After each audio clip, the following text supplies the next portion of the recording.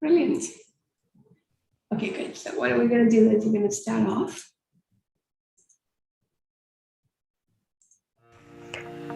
Are you guilty of laying off your people, especially in these testing times? The number one reason is that your business is not making enough revenue.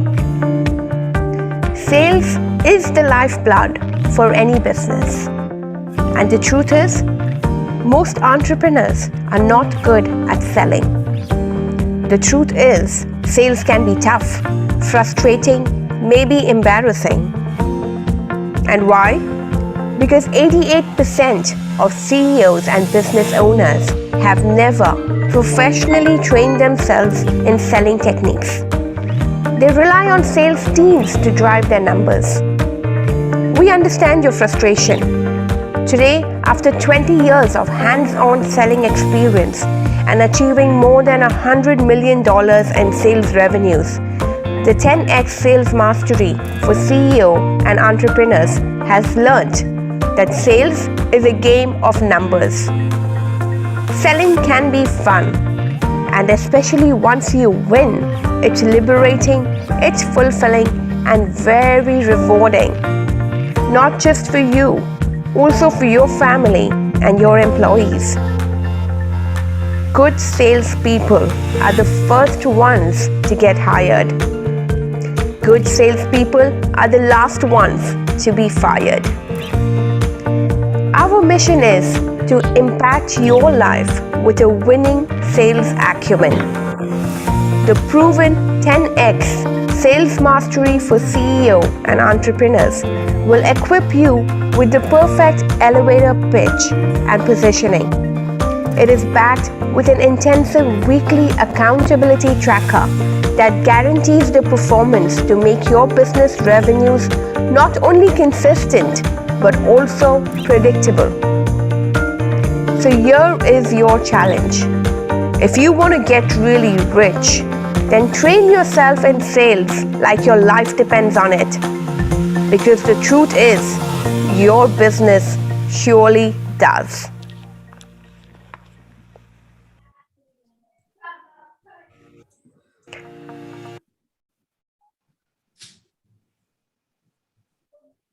So welcome everyone to Pitch to Profit. And let me ask you this quick question. How many of you really want to excel at selling? Just show me a raise of hands or say an I in the chat or whatever. How many of you want to excel at selling? Yeah, thanks, Arafa. Hey, thanks to Uzair, Rishad. I see that. Awesome, brilliant. And how many of you want to sell a lot because you want to make a lot of money? How many of you think that sales can make a lot of money and that's the reason you want to sell a lot and do it better and better? Even if you've already been selling, this is one mode and one medium that can actually excel anybody's pocket money. So hi, this is Alicia Sura. I'm the founder of Rooftop Sales, and we love helping business owners, employees, everyone sell themselves better, because everything about selling is first selling yourself forward and then making it happen to make more and more customers and clients and much more money than what you're already making. Okay, so let's get started. Very quickly, a few housekeeping tips. I understand a few people are behind the screen, but I encourage you not to multitask. It's just going to be another 90 minutes, 1 hour or 1 hour, 15 minutes is when we will run this one, but I tend to go a little fast and I'm going to throw in a lot of tips. So do not multitask. There is no such thing as multitasking. You pretty much screw up many things at the same time. I encourage you to take notes. Okay, so if you like something, write it down somewhere. You're going to learn by multiple senses. So if you can write down anything that you like, make notes of whatever you like. Okay, we are going to use the chat to discuss. In the end, after the workshop, we will take a few questions, but use the chat and engage. The more you engage in the chat, because I'm going to keep asking questions, and the faster you can respond, the more we can get covered. Okay, so I'll make this very, very relevant to all of you. So I encourage you all to chat a lot. Okay, so whenever I ask a question, please do chat. Okay, so let's check this out. If you guys understand, put a chat in the chat. Write chat in the chat. Let's see if you get this right. Let's see who's getting it. Type a chat in the chat. Chat, awesome, brilliant. 3, 4, 5. Okay, good, awesome, brilliant. So guys, just chat, okay? If you like something, or if you get a breakthrough, or if you sort of probably knew it already, but you think you want to apply it again, share an aha, put an emoji, have fun, encourage, and engage with each other as well. We will take an extra 30 minutes, which is, the room can be open after the workshop for questions in your own, whatever you're trying to apply, anything. If you want to ask anything about sales, about your own businesses or anything, we can take questions in the end. Okay, so the room will be open as long as you have questions. Great. And we have a special bonus, and we encourage you all to stay till the end. Okay, it's the very, very special. There will be one bonus in the middle, but there's an exclusively special bonus in the end. Okay, so stay for that. And we love sharing diamonds, like it's not about women liking diamonds, actually. It's more about diamonds, which is your biggest takeaway. One big action, something that stuck with you during this entire 90-minute talk that we're going to do now. So I would encourage all of you to share one diamond in the end of the workshop. Okay. So this is not only just, sometimes when you share what was your biggest takeaway, it's like a revision for someone else as well. And also, it's something that you're telling to your subconscious that you want to act on. So it's an announcement that you're making to yourself that this is what you liked, and this is this one action that you're going to immediately take. Okay. So if that's okay, thanks Rehan for that okay, and give me an okay in the chat quickly. If you're all ready to start, let's get started. All right, awesome. Thanks, Erika. Thanks, Rehan. And do engage. Thanks, Arafa. Emojis work as well. I can see all of you on my screen. So that's brilliant. Now, why is this workshop important? Because sales is the lifeblood for any business. You can have the best product or service in the world, but if you cannot get it to customers, you are always going to be without money. Okay, so even if you're employees or whatever, sales skills are life skills, which is going to be the next one. For employees also, it's one of the highest paying professions in the world. And some of us who have or probably moved out of employment or whatever, trying to do or set up anything for yourself, the first thing that you're going to need to do is start communicating, persuading, putting your point across. And what does that take to communicate to people? And so sales skills are life skills, okay? And especially in the low economy.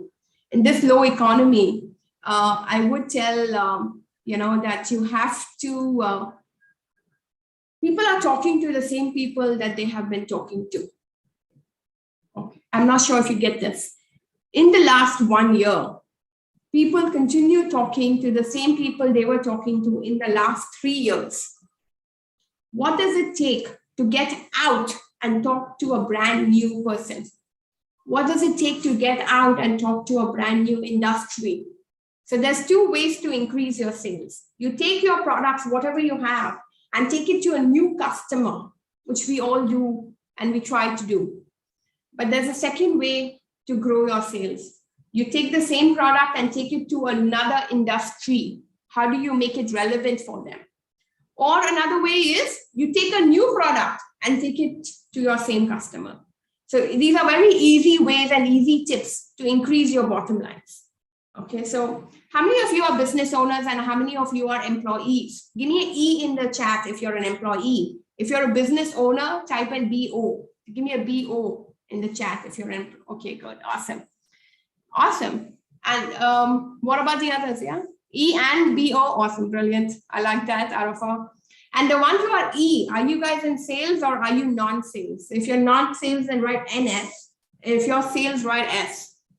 Are you in sales already or are you non-sales? Sales, right? Or Erica is, okay.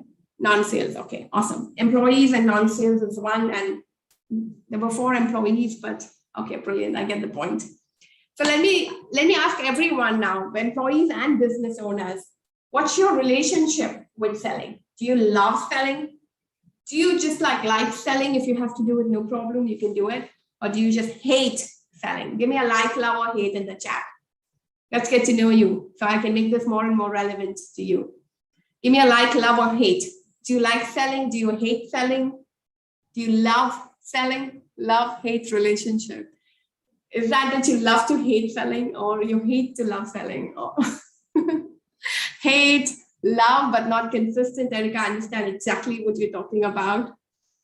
Like sales, love profit. Awesome. I love that, Rehan. You're bang on the point. Yeah, he loves profits, but he only likes sales. Brilliant. And that's very important, right? Because I always say, if you're selling and if you're a salesperson, you've got to sell at profits. What's the point of just reducing and giving discounts and selling? Because if you're just going to drop the price, you might as well just drop the price. You don't need a salesperson. But if you need a salesperson, because you're going to go and position the product, you're going to show the value of the product, and you're going to, the relationship building and stuff, that is what is sales, right? So that's why you need a salesperson. Otherwise, just drop the price and it's going to sell automatically, right?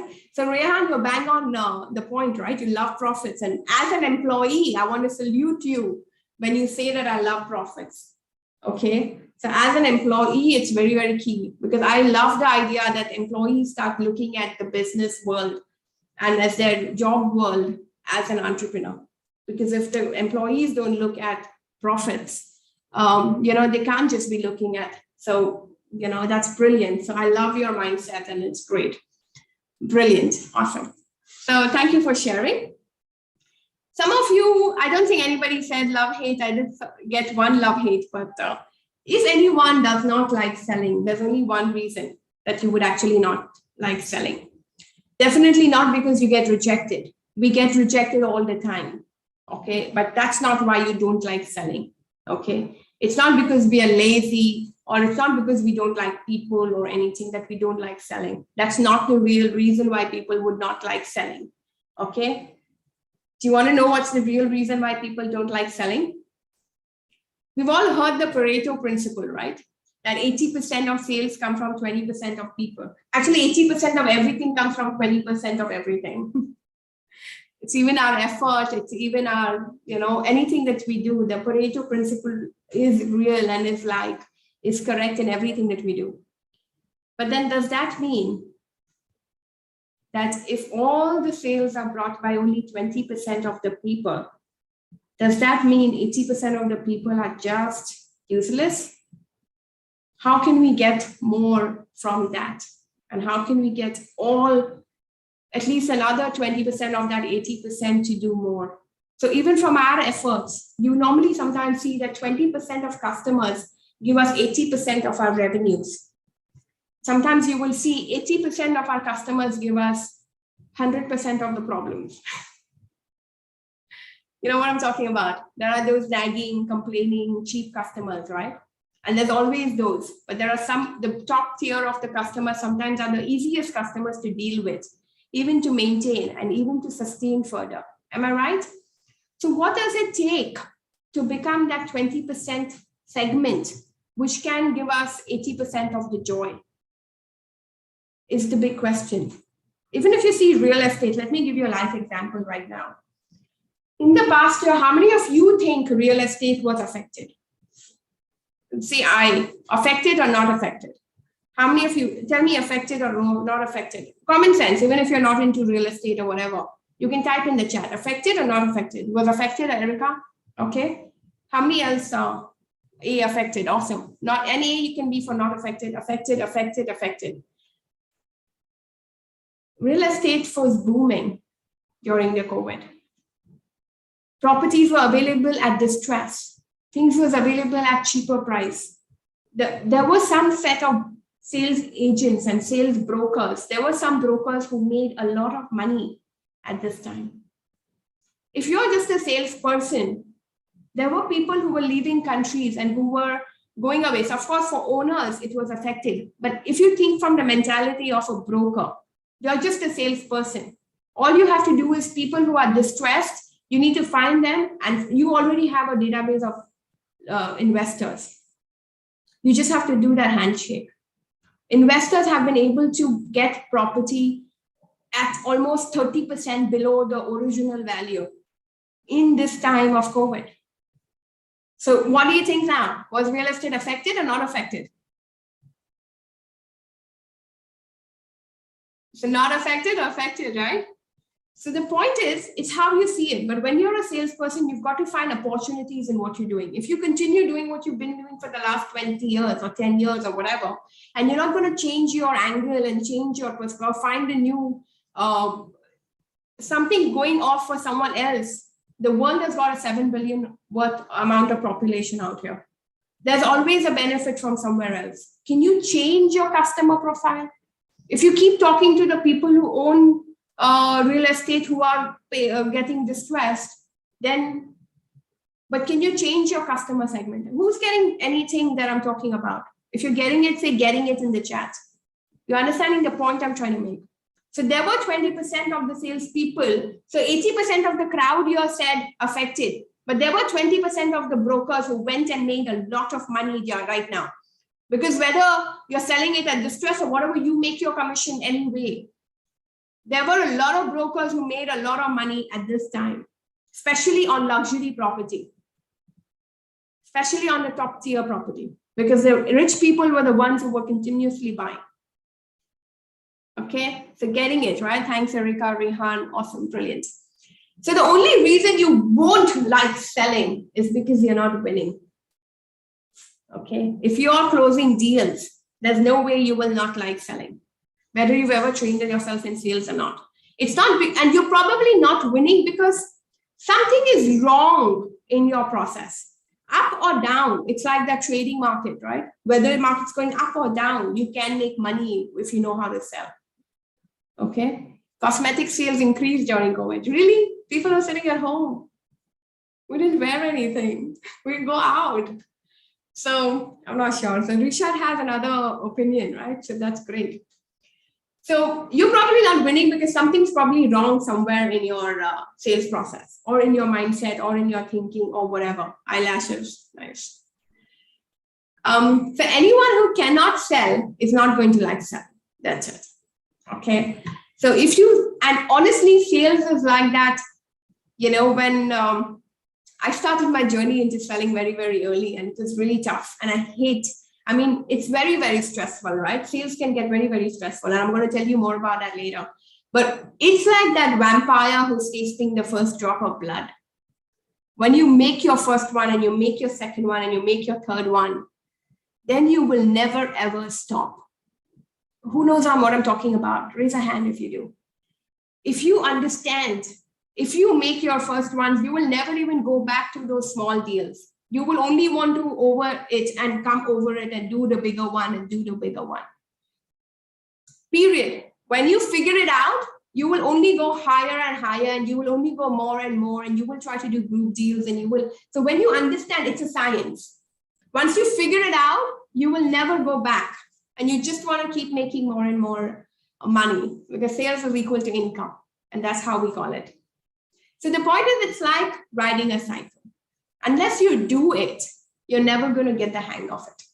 How much ever you read, how much ever you watch in YouTube or whatever, it's only when you start doing it that you will actually understand what it is.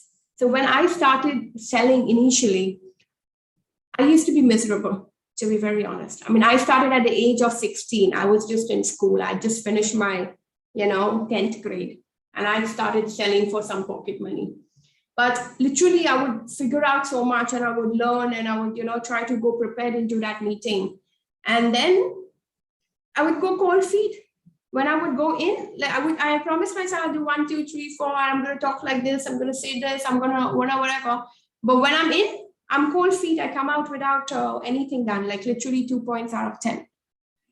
But it's like riding a bike. When you keep doing it and you come out and you analyze, then you just get better and better at it. You cannot just, no matter what you do, you're never going to just figure it out reading and listening or watching. You do get ideas and you get tips, but the only time you understand more is when you pick up the phone and make that call. So we always encourage you to practice. It's about practicing. Practice with your spouse, with your neighbor, with your colleague, with anybody. Practice the entire sales cycle before you go in front of that customer.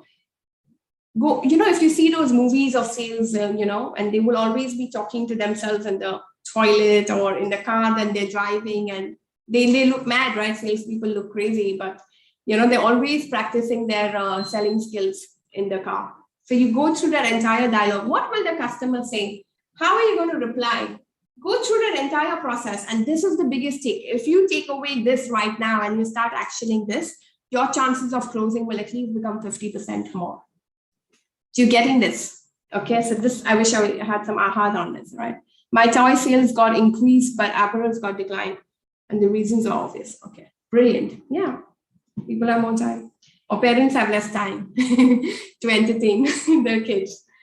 So the point is you have to, are you prepared now? So let's see a yes. Are you ready? Am I getting a yes to this question? Are you guys ready to practice and improve your sales skills? Then give me a yes in the chat. Give me a yes quickly in the chat. Ready? Yay, Erica, I love it. Who else? Yeah, two.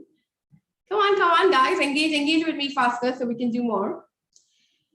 So the question is, would you practice in front of your customers at the potential, because you may do something right or wrong, or there's a chance of, especially in this time when the amount of customers are so less, or would you rather practice with an accountability partner? Accountability, one or two, say one or two, right?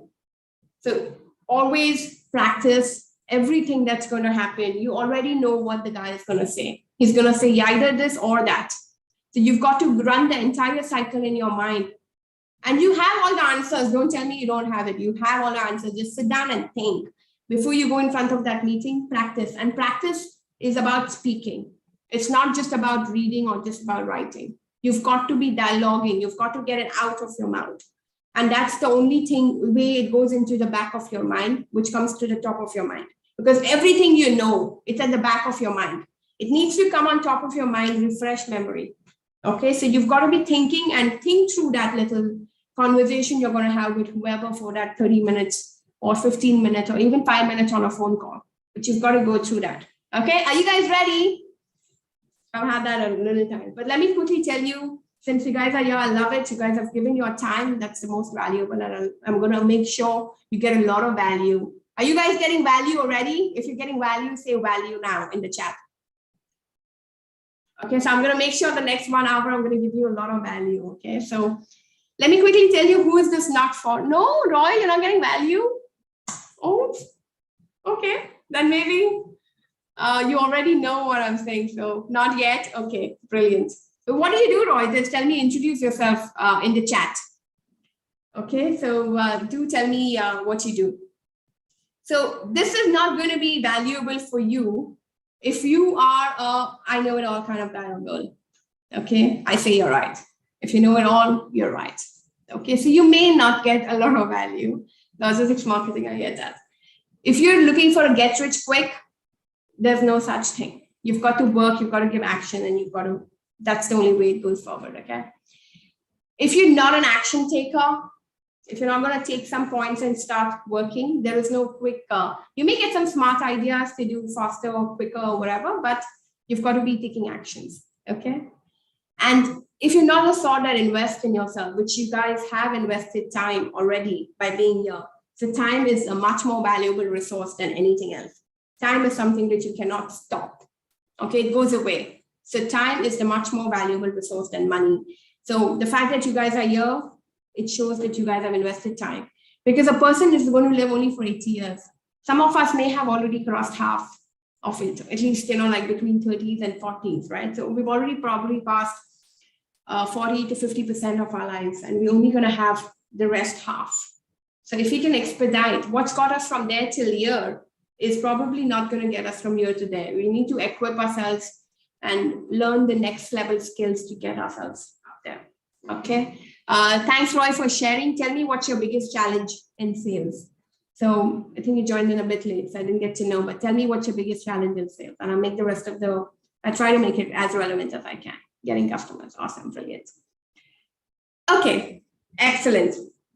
Okay. So what we've shared till here is why people don't like selling, and what are the few important things that you can do to get out of your comfort zone, talk to people you've never spoken to before, and go and talk to a completely different industry or take your product and go to a completely different industry, or take a new product and take it to your existing customers. And this is the best way you can do something different. And there are definitely 20% of salespeople who are making 80% of the numbers. What does it take to be in the 20% is what we want to understand. All with me? Excellent. Difficulty in finding a unique, fast-selling utility product. Awesome, brilliant. Okay, so I'm going to take specific questions in the end, like I said, but be with me here, okay? So the first important thing when you go out to sell, you need to know who are you and why you. This is called something as a USP, a unique selling proposition. For each one of you, you need to understand, and let me give you 10 seconds to just figure this out for yourself. Who are you? Like, what product or service are you offering, and why you? The more clarity you have in sales, the more confident you will be when you're with that customer. Okay, so because as soon as you call or as soon as you enter the door, the first thing that's running in anybody's mind is, who are you? And I'm sure some of you are thinking, who am I? And why am I the one who's going to be talking to you for the next 90 or 1 hour now, right? So how many of you want to know who am I and why am I doing this? If you say a yes, I'll continue. So yeah, all right, cool, awesome. So for each of your products, make sure you have this clarity. Okay, so now I'm going to get into something which is the sales process about what it takes to get into a new customer and win more clients for your business. Okay, the first thing you need to know is who are you and why you. Okay, so take this on as homework and do it in your own time as well. But we can share some of it in the end as well. So I am a global sales growth authority. This is something called as your tagline, your branding statement. Okay, so I've had 18 years of hands-on selling experience, started from a very, very young age of 16, churned over $100 million in sales revenues in my career. And the best thing that when I got into sales since the age of 16, I learned was sales is financial freedom. So even as a freelance job that time, it gives you money directly into your pocket. And the best thing, some like, some don't, it's black and white. Nobody can tell you that you work enough, or nobody can tell you you're not working enough. Your numbers speak for yourself. Okay? So that's the power of that clarity, like you don't need to prove anything to anybody. You've got it. If your number's in, it's in. Okay, so that's it. Sometimes it can have a gray also. Sometimes you would say, oh, I worked for this deal for 3 months, but then I lost it. That happens, right? But you say, I worked very, very hard on that deal for 3 months, but it didn't come true. So what? The CEO who's sitting far away in some other country or in another cabin or somewhere, he's only looking at the account statements and he sees your number is this or your number is not this. So I want to give this challenge to you business owners, okay? You've got to start thinking of it as a number that's committed, and that number needs to come. As business owners, let's not take sales for granted. Okay, when we agree on what it's going to be for our annual number, and that's the number, you've got to make it happen. Okay, sometimes it's hard to sell, and we'll get to that, Erica, because the person is flirting. Yes, that happens with good-looking women, right? And let me take that with you in the end. So I'm a founder and chief strategy officer for 10X Sales at Rooftop Sales. But I'm also a franchise owner for a company called 10X CEOs, which is a part of the global entrepreneur exchange.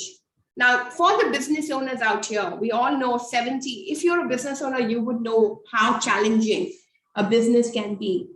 And some of you who are doing both employee and business and who are trying to set up also in the future, you've got to understand that if you've never done a business before, 60 to 70 to 80% of businesses fail in the first year to third year. We've all heard that. Let me be honest out here. So so many businesses definitely fail in the first 3 years, but 70% of franchises succeed in the first year. So if I want to start a restaurant, let me give you an example. Would I start alifiasurarestaurant.com or would I start a McDonald's? Which one will give me a higher success rate and a faster learning curve? So how many of us want to work hard in sales? And how many want to work smart in sales? So if it's your first business or if it's your first idea or something, you've got to find collaborations, you've got to find partnerships. Because franchises succeed 70% in the first year and make money. Smart trumps card, right? Smart trumps hard. Okay. And so 60 to 70%. But guess what? I'll also tell you one more thing. As a business owner, if you succeeded, you'll only become a serial entrepreneur. Because it just takes one time to crack that formula. So if you need comfort and this thing, then job is stability, but business is wealth. But it takes time to crack your first one. And everything that makes a business succeed is revenue. Okay. But when you figure out a business one time, you will become a serial entrepreneur. And I think we had, who had 3 businesses? What was it? We had, Uzair? Uzair had 3 businesses, right? So awesome. So brilliant. So once you figure out a business, you will just never stop. You will keep making more. Okay. But it takes, so the first one, learn fast, fail faster. And that's where very rightly said, Richard, fail faster. So today I love to help businesses win more customers because revenue is everything that can make you succeed. Even as an employee, sales is important and sales is transparent. The more and more skills you get and the faster tricks you get, it's only going to take you forward. Okay. And so our mission is to 2x every business revenue in the first year and 10x in 5 years. It's a 2x formula year on year, which works. Okay. And the most important is automation. So very highly postgraduate, 3 postgraduate degrees, but MBA, accountancy, tourism, different things, awarded by the President of India for the best girl guiding. And I continue working with the British guiding units and scouting units in Dubai and the Middle East. Very passionate about women leadership, but also real estate, and you probably sensed it by now. But I love technology. I've been into hospitality technology and different technology for the last 17, 18 years, and love traveling. Okay, so that's a little bit about me on a professional side and on a personal side. And I'll tell you why the personal side is equally important as the professional side shortly. Okay, so you'll get that as you go along. So like I already said, a franchise and a partnership gets you faster. So if you're going to get into training, consulting, I got into the Global Entrepreneur Exchange, and they have ready tools and ready systems. And that helped me to only expedite. And then finally, I was ready to launch rooftop sales. It's been about 3 years already. But yeah, rooftop sales is doing more and more every year. And we're so happy the way it's growing. So thank you all for attending, and we hope it's valuable to your time. Now, very quickly, what I'm going to share is not going to be rocket science, okay? It's going to be something that you may have heard and tested. But sometimes, like I said, it's at the back of our mind. We need to get it up here into the present conscious level so that you can start working on it and start acting on it, okay? So, but I do definitely believe that everyone in this world is born with a certain quest. There's a certain drive that happens in your life, which takes you in a certain direction, okay? So Erica's probably into education, and she does something that stands her apart. Like nobody can do that one skill better than you. Uzair probably has got some passion somewhere, and Roy would be maybe a genius on logistics and things like that, right? So your life situations take you in a certain direction, which makes you passionate about a certain angle and a certain area, whatever you do, okay? The point is, how it began for me back in 1990s, around then, is, I don't know if you guys know, this was a pager. We all had pagers. The mobile phones had still not come that time so much. And I had just come out of school, and I wanted this entire urge of some little extra pocket money. And I had enough of justifying to my parents why that second movie in the same month, or why that second outing with a new set of friends, or whatever, how much can you justify, right? So after a point, I had come to this thing that, you know what, fine, I'll make it happen for myself. And that something came in, and I had to find different things to do that time at the age of 16. And mobile phones were just launched that time. Okay. And, but I learned something important that time. There was two things that I realized that why people buy. People buy only for two reasons in the world. One is because they're going away from pain. And one is because they're going towards pleasure. Okay. So there's only two things that motivates people to make a purchase. I'm not sure if you guys understand. So tell me, is your product a painkiller or is your product a solution or not a vitamin? Because there are different sales strategies for both. Nothing is good or bad, definitely. So yeah, painkiller. So where are you sitting? Are you sitting in a painkiller or are you offering a vitamin? What I learned that time, when mobile phones was more of a vitamin. It was a pleasure item. Why do I need to buy a Rolex? If I need to see the time, I can just get a watch, right?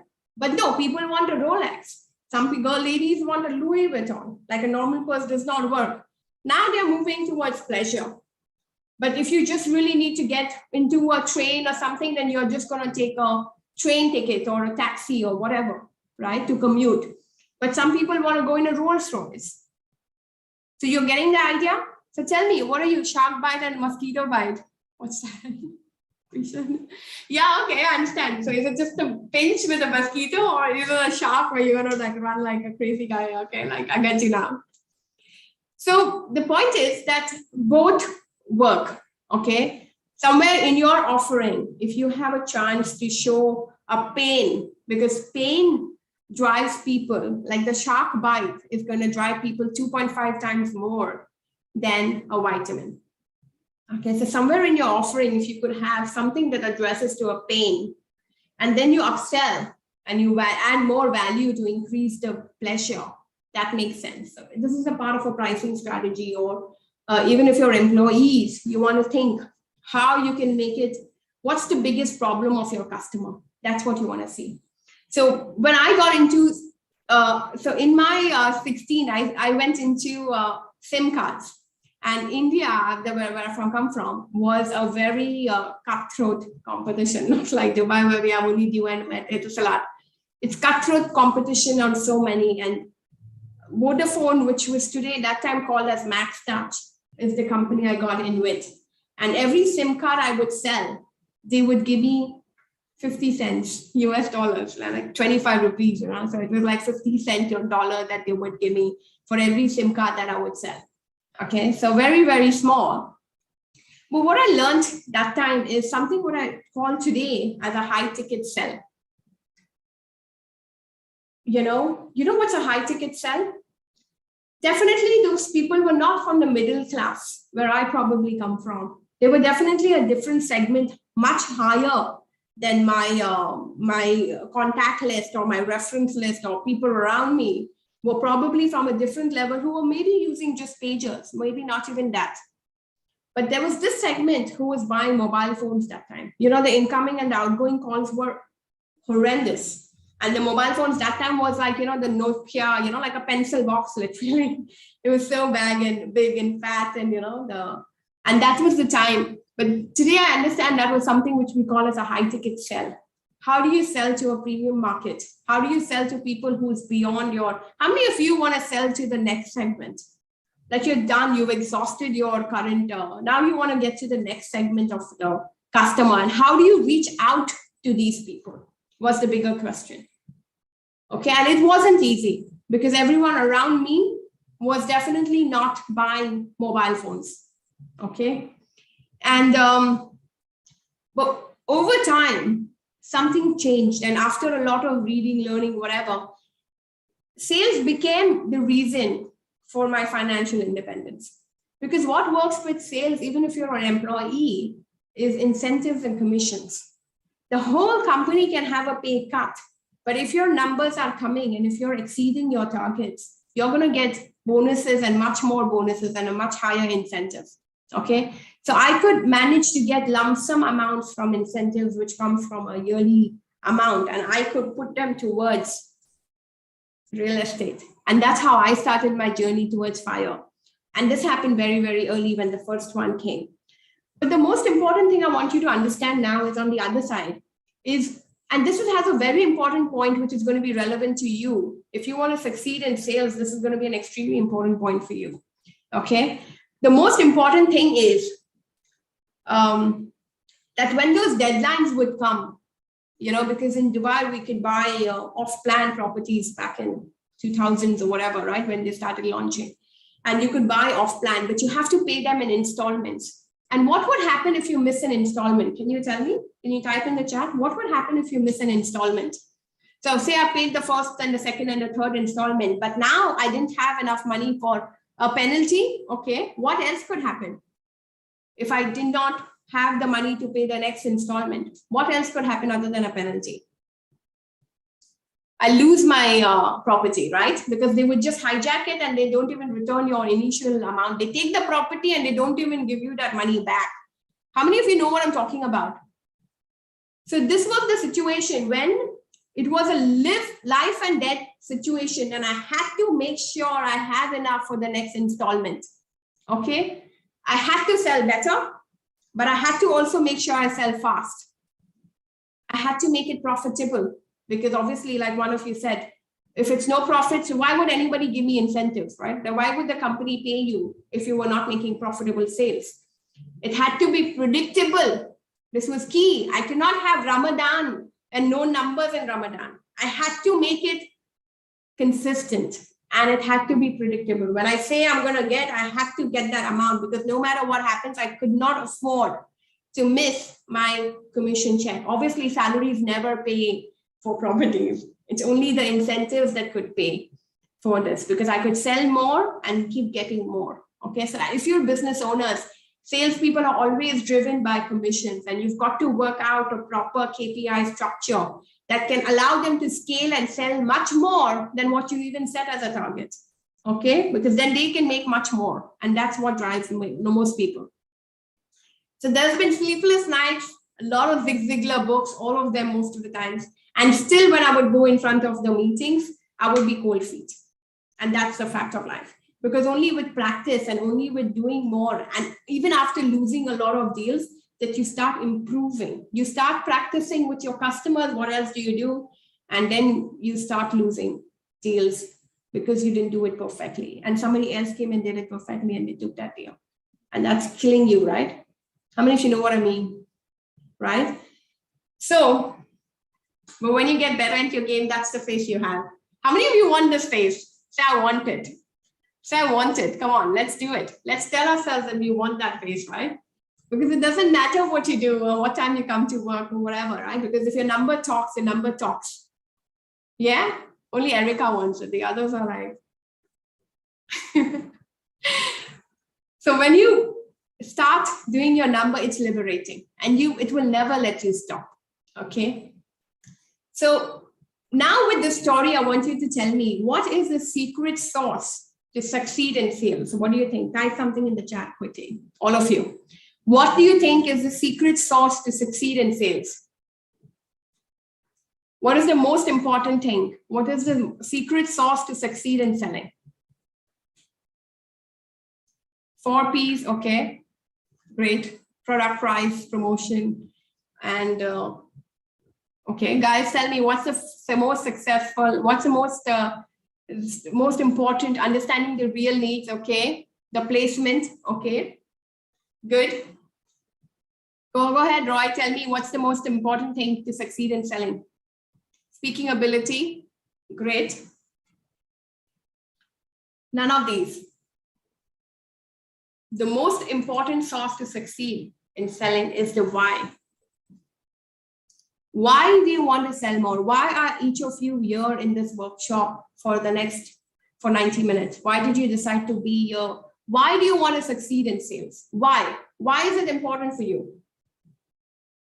Why do you want to succeed in sales? Why do you want more sales to happen? Come on, tell me. Financial freedom, awesome was there. You got it. For financial stability, to make consistency, right? So but why do you want financial freedom? Come on, now tell that to yourself. Come on, give me that answer. Why is it important for you to have financial freedom? No boss. Brilliant, Erica. Growth. Excellent, Joy. Thanks for engaging, for securing your family. This is extremely key, Rehan. You got it. So no boss. That means freedom. She doesn't want to answer someone. Growth. No, secure your family. And this is extremely important because people are very, very negative. Why was I consistently selling? Is because I had that financial thing from childhood that I'm like, oh my God, I need to have my own money and I need to have my own, I don't need to be asking people and things like that, right? And then I had to pay that installment. And for that, I had to put everything together. So what's that thing which is going to drive you to not miss that number ever, especially for business owners? Because we set our target for ourselves and then we just, life takes over. And everything happens, operations, this, production, everything happens, but you don't have time to focus on sales. So how many of you are where now we're in the last quarter of the year? How many of you finished 80% of your target or 100% of your target? Give me the number. How far are you from your 2021 number that you had decided in the start of the year? Are you 50%? Are you 30%? Are you 100%? Are you 10%? Are you getting started? How far are you from your number? 35%, Rehan, awesome. Awesome was there, 75%, brilliant. Tell me, be open and tell me, this is for yourself, this is not for me. And nobody is going to judge anything. It's extremely important that you know why you want that number. Because sales is a black and white game of number. When you decide that number, you need to ask yourself and write it down somewhere in front of your screen that this you need because you have something that's driving you, because you want to take back to your family. How many business owners don't take salaries for themselves, but then they pay their teams? Every month you're paying your teams, but you're not taking anything home for your own family. Take care of your own family. You're taking care of your employees' families, but what about your own family? And why can your number not come enough that you can get paid and your people can get paid? It's our moral responsibility to make sure we're creating jobs and opportunities and taking care of the upbringing of our people, right? And even as employees, you need to be responsible for your family. Awesome, Risha, no worries. Cool. Okay, so the why is extremely, extremely important. So the more clear your why is, that why you're spending time in this 90-minute workshop and why you want to know the next thing, it's extremely important. That will drive you. Okay, guys, so have a very big why. Okay, because people can give you a tough time. Okay, so let's make no a vitamin. If people say no, that does not make you stop. It keeps you going. Erica, this is especially for you. Okay, if people say no, that should not let you stop you. So let's all get in the chat. No is my vitamin. Let's get no is my vitamin. We do not just stop just because you get a few no's. How to get less no's is what we're going to work on now. How do we get lesser and lesser no's is what we're going to work on. And what does it take to get lesser and lesser no's? But guess what, guys? No matter how perfect you get, you will always get a no. But like I think Rishad had said, that fail faster. I want to get the no in the first or the second meeting of my customer meeting. I don't want to get that no in the 8th meeting. Okay, so what does it take to get that no faster? And that's what we want to cover.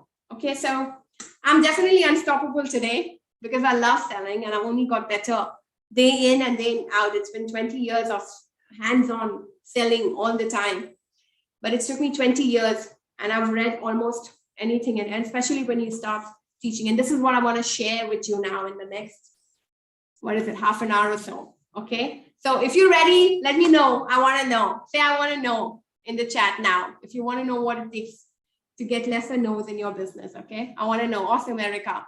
Brilliant. Guys, engage with me because engaging is going to keep you active and it's going to let you less multitask. Okay, so engage with me so that I'm going to go very fast now, but engage with me, everyone. Okay, thanks, Rehan.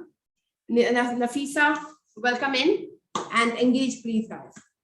Number one, you need to build rapport. 100% of sales are done emotionally.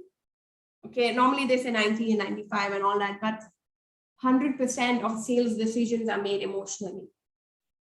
hardly 1% is done logically. You first decide that you want it emotionally, and then you decide what's the price, and you start judging and things like that. Okay. So you need to connect with your prospects emotionally. Okay. And that's the way rapport builds. And that's the why when I say, who am I, why me? I talk about my corporate, which is my logic, but I also talk about my personal, which is my emotion. So I want to emotionally connect so that you know me personally, and that's what makes you emotionally connect with me. Okay. But what do I do? What's the company? What's the blah, blah, blah, all that technical stuff? It's talking to my logic. You understand? Okay. So guys, if you get ahas, give me ahas. Okay. These are things that you want to apply. So you've got to build rapport, and rapport is built logically and emotionally. People buy emotionally. Okay. And that's why stories sell. Okay. And more on that later. But how do you schedule meetings with decision makers?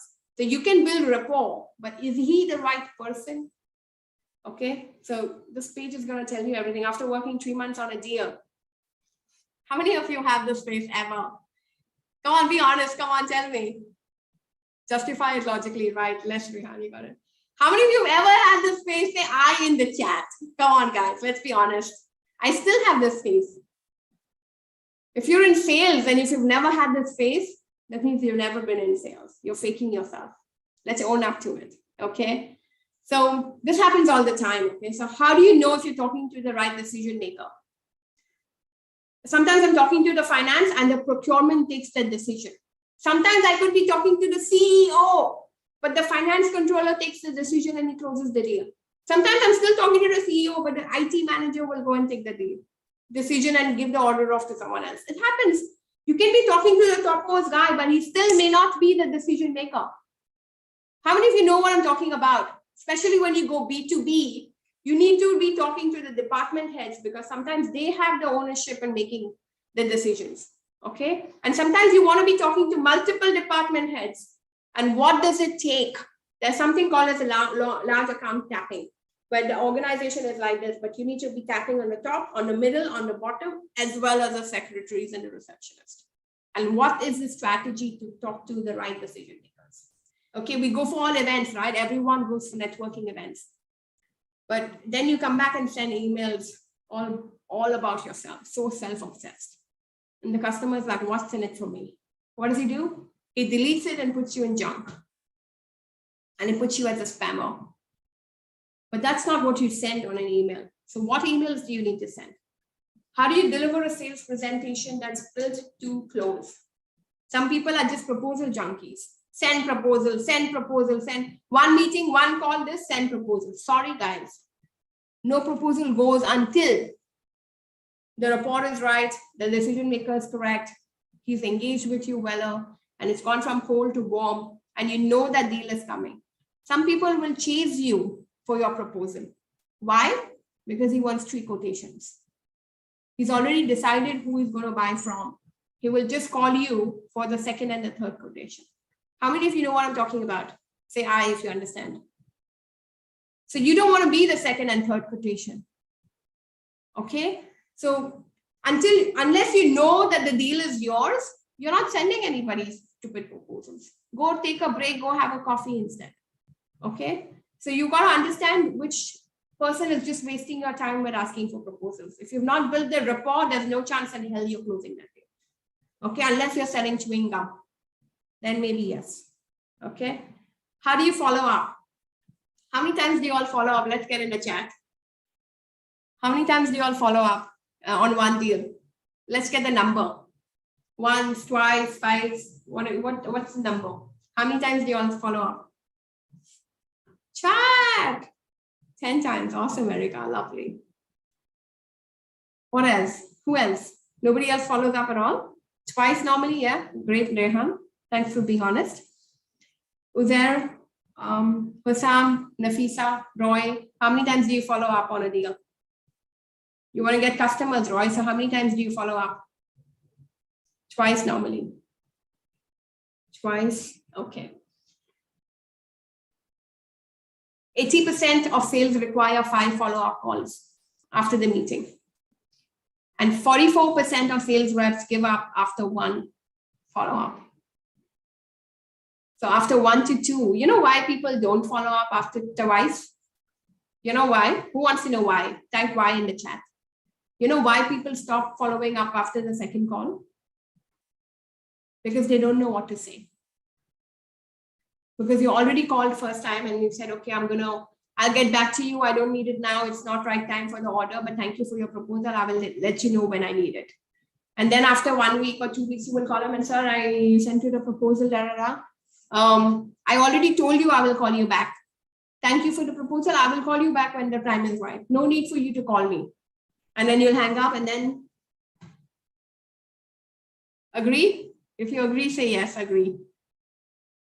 So people run out of ideas on what to say. But guess what? It takes minimum 5, actually 7 to 8. And for a bigger size value, sometimes you're working on a deal for 6 months to 4 months, to 3 months or whatever. And then that's the B2B, a typical big cycle goes, and that's how it closes, right? So people don't know what to say. People don't know how to keep adding value, and because of which they stop. And even if you're rapport building, you'll be like, okay, what children doing, what wife doing, okay. Next time you don't know what to say. Now, what do I say? I already asked him about this. I already asked him about that. He already told me he's going to call you back. And 90% of the people actually don't follow up because they don't know the technique. Okay. So follow up at least 5 times, because otherwise the other guys, the 20% of salespeople are going to take your deal. So Rehan, you worked on that deal, but someone else is going to take that deal. So you probably did that first call, you educated the customer, you gave him all the information, he loved it. And then you went back and you gave him a proposal. And then you called him twice and he said, I'll come back to you. You know what happened? Someone else who didn't even do this education initially that you did so well, someone else is going to come and take that deal. Do you know what I'm talking about? How many times you followed up twice and stopped, and then you came to know he already bought someone else's product? Anyone? Just because you didn't call him the 3rd and the 4th time, but he bought it from someone else. So if you're not ready to follow up, at least 5. But it's important that you're following up with the right customer. You've got to do the need analysis. If you know that he's the right prospect, then follow up. If he's clearly told you that I don't, like some of you honestly in this room may not be interested, you're probably just you're listening. But you may not be that potential customer who will need that 5 to 7 or 8 to 10 follow-ups, right?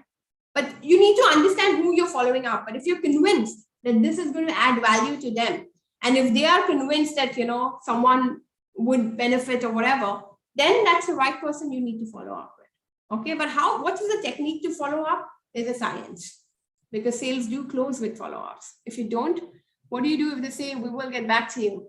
You don't let them say that. There are steps you do before that this question never comes in. Okay, Rehan? There are certain things you do to keep engaging that it never comes to this thing where it says, I'll get back to you. You continue adding value to the customer. Okay, so very quickly. Okay, oh, sorry. So we close more deals without giving discounts, and I covered that a little bit, so I'm not going to take that. Rehan, I'll come back to you this in the end. Okay, so stay on. And how do you successfully ask clients for referrals? So again, referrals is how many of us actually ask for referrals is a big question. Okay, and 80% of customers say that I would give a referral if they ask me for it, but they did not ask me for it. Okay, so I hope you know what I'm talking about. But ideally, when you, and this is not some random list, it's in an order. This is called as a sales process. If you start sending proposals without building rapport, you're going to lose that deal. If you start closing more deals without even talking to decision makers, you're going to lose that deal. So this is a certain order. If you skip any step, your chances of closing that deal is smaller and smaller. Okay, but when you follow this order and you've done everything right at every step of the cycle, you're going to have a phase where deals will keep coming, and you don't even, you know, you're just like, they just keep coming because you've already done. So wherever you've spent your time and effort, your chances of closing are almost 70 to 80%. Okay, how many of you think salespeople are arrogant? Say arrogant in the chat. How many of you think salespeople are arrogant? Say arrogant for A, or say not arrogant, NA. How many of you think salespeople are not arrogant? Type NA in the chat. No, they're not. Right. Now, anyone thinks salespeople are arrogant? Uzair should definitely think salespeople are arrogant, Uzair. You don't think so? Nobody thinks anything? Like the others don't think anything? Like not even arrogant, not even not arrogant, like nothing? Write NA for not arrogant, or write A for arrogant. Roy, what do you think? Salespeople are arrogant? No. Awesome. Brilliant. So salespeople are arrogant, to be honest, because they don't have time to waste. So they will see that the prospect is right or wrong or whatever. They're not pleasers. They're closers. Okay. So salespeople are arrogant. And I want to be the best arrogant salesperson in the world. Who wants to be an arrogant salesperson? Because you know when you're going in, you're going to close that and come out. I bid to win. People bid to win. Salespeople bid to win. Of course, you're adding value. You're creating that need, and you're adding value to that person. But when you actually become a good salesperson and really achieving good one, then you know who you're spending time with. You know who's going to buy, who's not going to buy, and you're not going to waste your time with. And you know that someone comes in who's just trying to, shop or window shop. And there are different types of customers. When you learn to identify which customer fits and which customer doesn't, that's your best sales skill. The best sales skill is identifying who is the right customer. And when it's a wrong customer, you're going to not let him come into the door. So don't waste my time. I don't have time to kill. So best salespeople do tend to be arrogant. Okay. So food for thought, right? So anyway, where's my poll? I want to share a poll now. So we can, so let's do this poll, and I'm going to share the result with you. What do you say? Closing, what's the most important skill for salespersons? Okay, closing, open-ended questions, lead generation, objection handling, or building rapport. What, according to you, is the most important skill for a salesperson? We're in the economics business, hence we do not have those terms. E-commerce business, yeah. Brilliant. I get that, Rehan. So most important skill, come on, guys. We've got 2-3 more to go. Closing, open-ended question, lead generation, objection handling, building rapport. Okay, tick, tick, 2, 1, and 0. I'm going to end the poll. Anyone left to answer? This is unique, it tells me who's here. Okay, cool. So let me share the result. Can you see the poll result, all of you? Okay. So everyone has said building rapport is the most important skill for salespeople. The answer is wrong. Okay.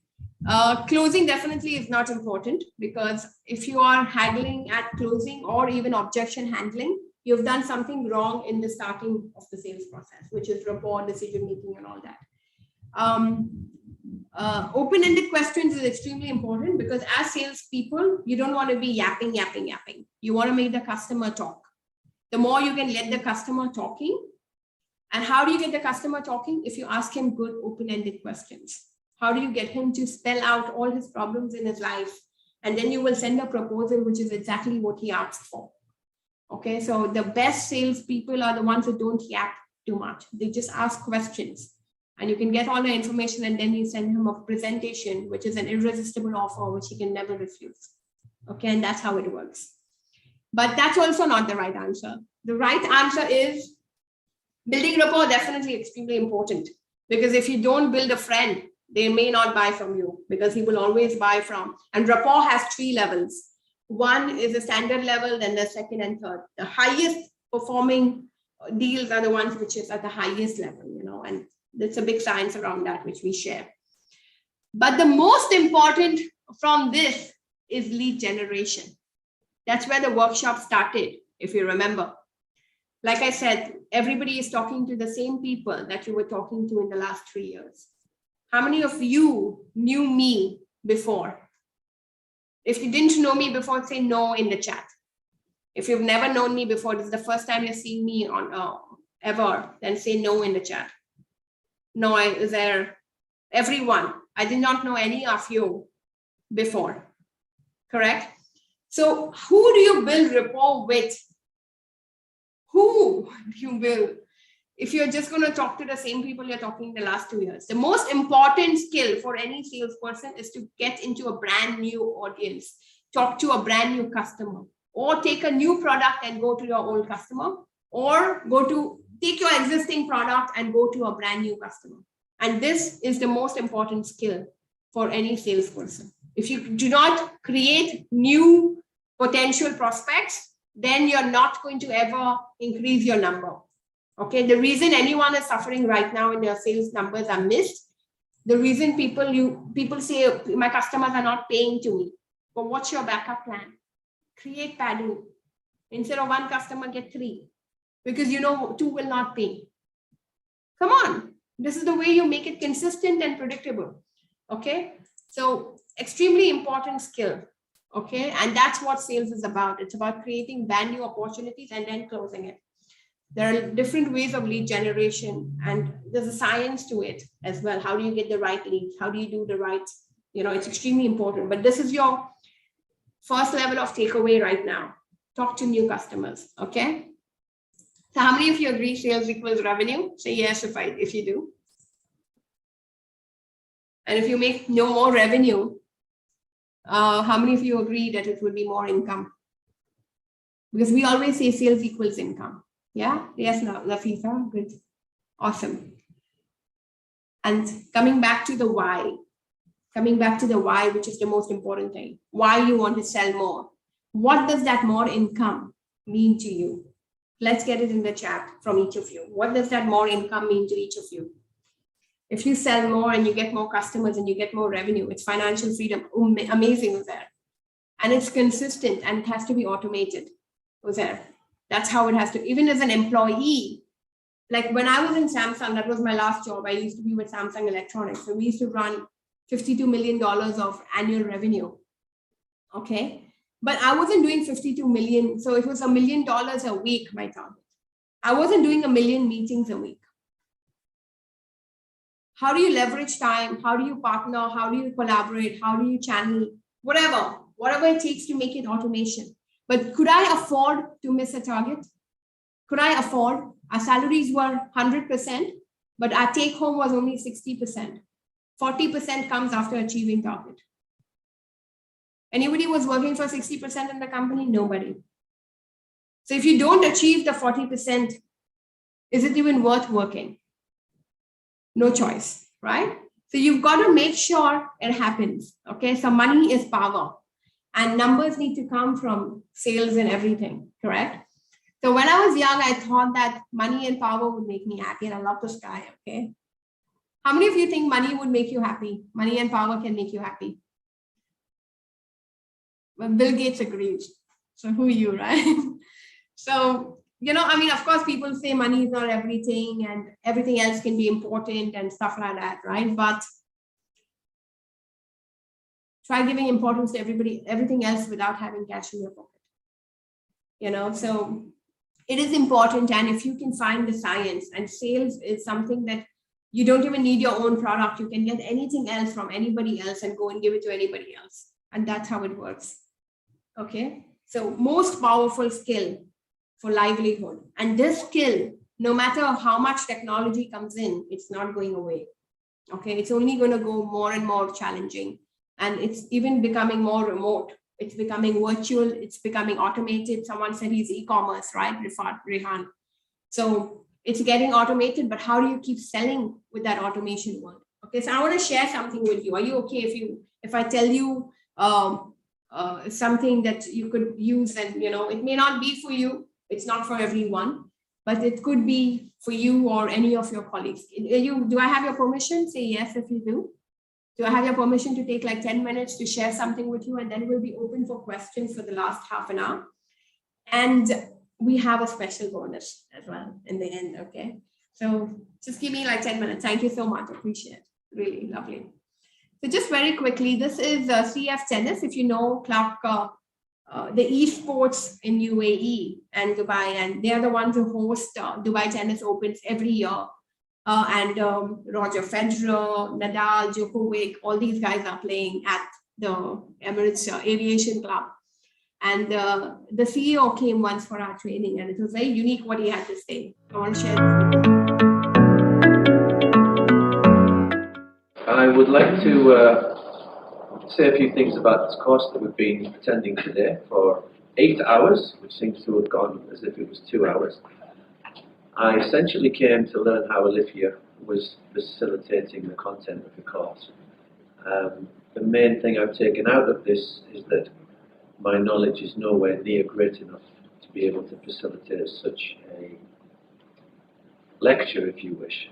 I need to learn lots more, and I'm going to have to employ Olivia on several more occasions for the rest of my team, because I'm incapable of facilitating it myself. It's that depth. The knowledge was fantastic. I was asked what I took out of the course. I was asked 3 things. I think, like my profession, a tennis coach is a very honourable profession, and we touch many people's lives. I think salespeople do exactly the same thing. So I was very heartened to hear that Olivia thought that just being a salesperson, please take out the word just, is a very honourable profession also. I think it's essential that every single one of my employees has and will put together an elevator statement that is learned by heart, so they're not umming and ahhing when they ask what they do and how their company can help our customers. It was a great day. I hope my colleague learned a lot from it also, and I'd like to thank Olivia and her husband for making us very welcome, and I'm sure we'll be doing some business again in the future. So, the best companies invest in their customers and spend a lot of time and effort to take care of their customers.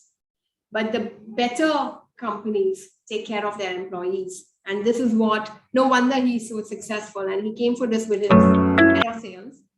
And then he said, you know what, do it to all the department heads, because the COO and everybody else needs to know how important and how easy and how relevant. So something we do is an elevator pitch, which is extremely important. So if you meet anybody for 30 seconds in an elevator, you should still be pitching so well that you can get leads from them. And that's very powerful. How do you introduce yourself in 30 seconds or less? And then we did it for his head of departments. And after that, he got us on board with his 52 coaches. This is one of the biggest companies in the Middle East for sports academy. And he has 52 coaches, and he's like, what do these guys need to do differently? How can they talk, and how can they practice, and how can they have their parents that continue getting their child to this and even start getting references from them? And what's that strategy to cross-sell and upsell or whatever that these coaches need to do? And he had this unique question. He was like, you know what, this guy in the red shirt, actually next to the green, if you see him in the middle, the one in the red shirt, he's saying this guy does $1 million revenue every year. And the next highest tennis coach makes $500,000 revenue every year. And 90% of the other coaches do 200 to 300,000 revenue every year. And he's like, Olivia, tell me, what does this guy do different? I mean, just imagine if all my coaches started doing 1 million revenue every year, and we don't lose customers to other, in spite of being the biggest, if we stop losing customers to other tennis academy, how cool would that be? And this was a very innocent question which he asked in the introduction in the first 10 minutes of the workshop, where the people were just introducing. He's like, I want to know what he does.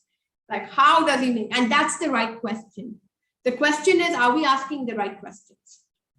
Okay, so this was extremely key. And then he was so engaged, and he said, you know what, let everybody know the right pitch, the right language. I'm not the only one who's going to do it. Let the team get up to it.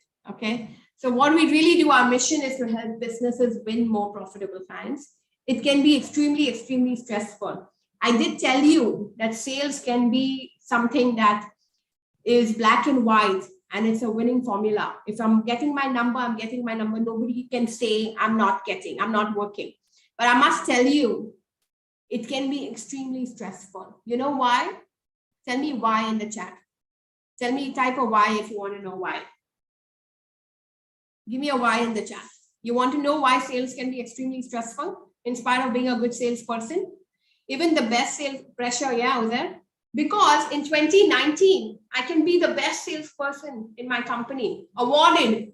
But in January 2021, I start with a zero in my account. I have to start all the way again. I can be the best in my first quarter, but April 1st, I start with a zero and I need to start performing again. So no matter, I cannot sit on my past laurels. I'm constantly, COVID or not, Samsung had to do $40 million this year. They had to. They didn't have a choice. So sales is something that is a constant thing. And for business owners, please do not take your number for granted. If you've agreed that you want this number, come what may, that needs to happen and make it happen. And not only just, and it's great that we are here, right? And the best skill, you have to enhance your own skill so that you can delegate and get the right KPI set for your team and make sure they have the right tools and the right matrix to measure. What we are passionate about is that sales has to be consistent, predictable, and profitable. There's not a single month high or low that you lose your number. Because what would happen if I was on a job and I did not meet my target? Can you tell me what would happen? Would I be continuing that job? What would happen if I keep missing my target if I was on a job? And if I'm a salesperson, what would happen, guys? Type in the chat. What happens when we as employees or salespeople miss targets? Hello, lose job, right? But why as business owners, when we don't make the revenue, do we continue? Okay, so it's about automate your revenues with systems and teams that are self-motivated and self-accountable. Okay, your EMI will not be paid, right? Yeah, of course. Everything, right? So it's important that we put systems and teams that are self-accountable and self-motivated. So even as employees, we want to have extreme high level of motivation. I was very happy when Rehan talked about profitability as an employee. It's extremely key, right? So we need to start looking at. So for us, it's a game of numbers. I love selling and I think it's more fun and it needs to become fun. We need to remove the stress from it because when the numbers come consistently, there is no stress. In fact, there's power. There's a lot of power, okay? So very quickly, who's this for? We love working with business owners and the top management of any company because it gives me the power to change your go-to-market strategy. So just very quickly, when I was in Samsung, my first year had a target of 46 million, 46 or 40, yeah, it was 46 million for the first year. And normally, they give us very aggressive targets. So most people around the world do not always meet targets when they have global, whatever. But we did meet our targets. And then they were like, something must be wrong from the beginning. Something must be completely wrong. And they increased it to 56 million the next year. Now, honestly, when it's 2 million or 1 million to going to 4 million, even doubling or even 5 million, it's okay because it's a smaller and your market is untapped. But when you're already doing, and there's only two big giants like LG and Samsung, you're already doing like 50%. So what are you saying? By 10 million, are you going to take all of LG's customers or what are you going to do, right? And now what do you do? But then they increased the target to 56 and we didn't have a choice but to go back to the drawing board and make it happen. Okay. So if as a business owner, if you're paying your staff salary, which is a lot more than what you're paying yourself, then this is a matrix to measure. Everything we do is quantified. Okay, so that's not fair. Okay, if you quit your job because you wanted to start your own business, but if your own business is not paying you what you were making as a job, then it's not worth it.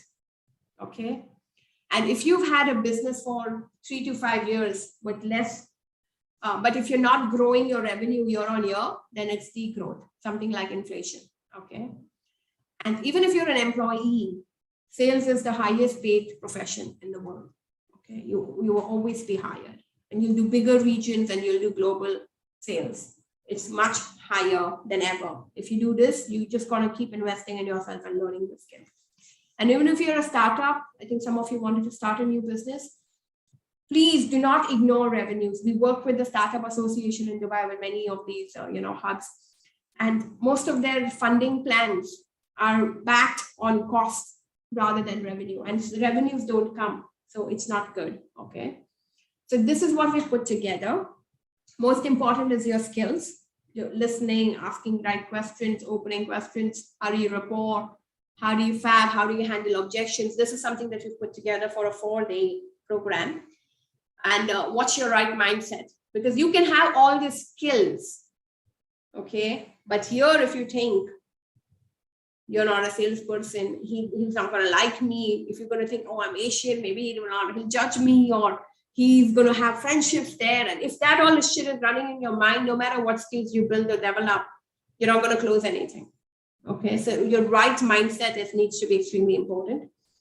And your customers, you need to know your customer. Who is the person worth following up with? Who is the customer? How do you know the ins and outs of that customer? The more you know your customer and you know his science and know his psyche and you know what.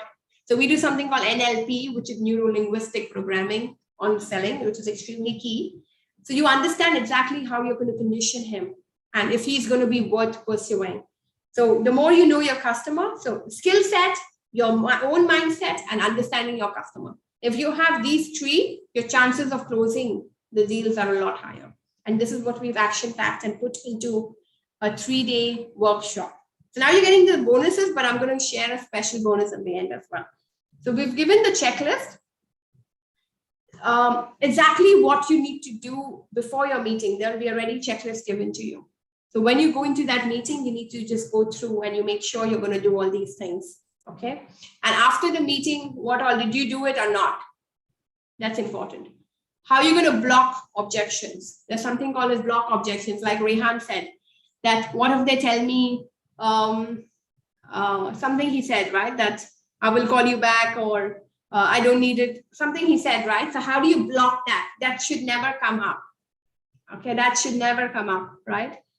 So that's one. But then we also give you ready-made scripts. These are tried and tested scripts. But during the workshop, like I said, you've got to be speaking it out. So in pairs, in teams, in breakout rooms, whatever, we are practicing the entire script.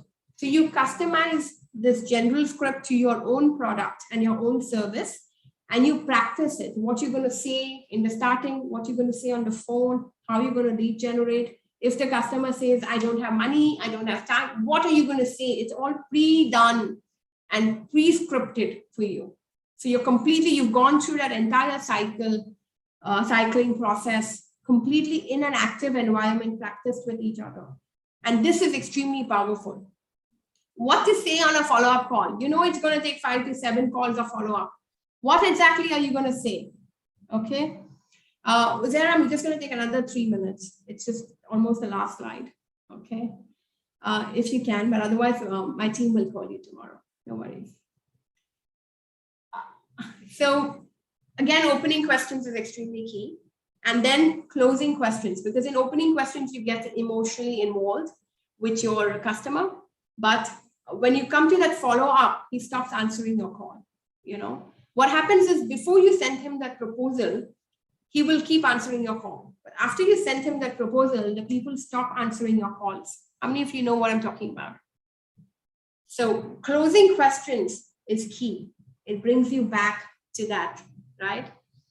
And then you overcome objections. And what exactly are you going to say? There are only 6 objections anyone will ever give you in the world. But can you be scripted on what you will exactly say to them after that comes up? And that's important. Okay. So this is what is key. So I have a testimonial, but in interest of time, I'm going to pass that for today. So here is the price, which is the standard price on our website, but especially for the attendees of this event, you can use the code and it's going to be costing for you 675. Okay, it's going to be only 675 dirhams for a 4-day action-packed. Everything you ever need to know is all in it. Okay, so Navar, if you're here, if you can put the link in the chat, please, for me. So every reason that a salesperson can fail, it can be worked out beforehand, and you can just practice. But I want to encourage you all to take these tips and go ahead and either figure it out on your own, or let us join hands and do it together. So let me help you. It's my passion to help people to short term or short track their experience and sell more without losing a lot of time. Okay. And everything that it needs is given to you in a platter. Okay. A business can have the best product or service, but if you can't get customers, there is not going to be ever any income. And for employees, the most powerful skill in the world is sales. Okay. So what do you agree? What do you think? Is time more valuable or money? Type time or money in the chat. What do you think is more valuable, time or money? Or both? Let's see, time, money, or both? Money, right, Joy? Roy, yeah, good. Time, okay. Rehan thinks time, money is important. Okay, brilliant. So like we said, time or money, right? Time is something you can never buy. It goes. But money, once you've learned the skill, you can make money, right? So money is leverage. Money you can make. But even if you said money is more important, we have a money back guarantee for you. Okay, so if you come for the first day and if you think it wasn't worth your time first, because for us, time is more valuable than money. You can spend 1 year to figure these things out. You can spend 3 months to figure these things out on your own, and you will.